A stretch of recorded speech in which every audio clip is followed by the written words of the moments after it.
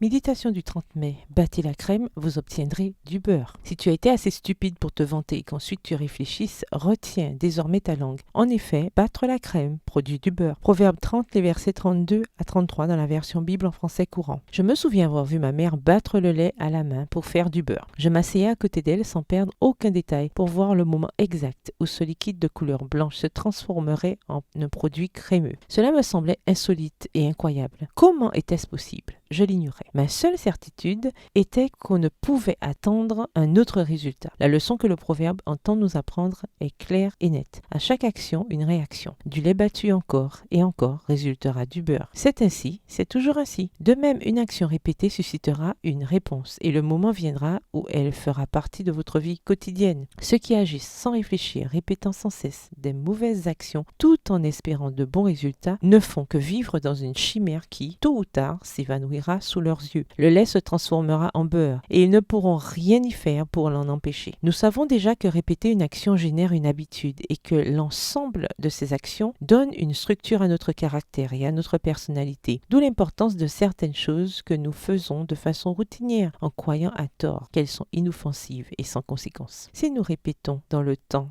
les actes nuisibles peuvent nous sembler simples, ils peuvent nous enchaîner et faire de nous des esclaves. Parfois, par simple curiosité, nous explorons des sujets tordus et funestes qui détruiront complètement notre santé. Faire par exemple incursion dans la pornographie, la déformation sexuelle et tant d'autres choses qui y sont liées, tout en affirmant que nous avons des critères et que nous nous en sortirons, constitue souvent une stratégie puissante de Satan pour nous piéger et nous faire tomber dans des dépendances et des vices qui peuvent parfois être tortueux et impossible à surmonter. Ne gaspillez pas votre force, votre intelligence en ce qui est sans valeur. Que votre prière soit: Seigneur, en ton nom, je suis victorieuse. Avec ton aide, je cesserai de prendre des risques qui pourraient à terme m'amener à perdre mon intégrité, ma dignité et ma sainteté. Aide-moi, je te prie, à prendre conscience des choses auxquelles je dois renoncer. Amen. Bonne journée, que l'Éternel vous bénisse.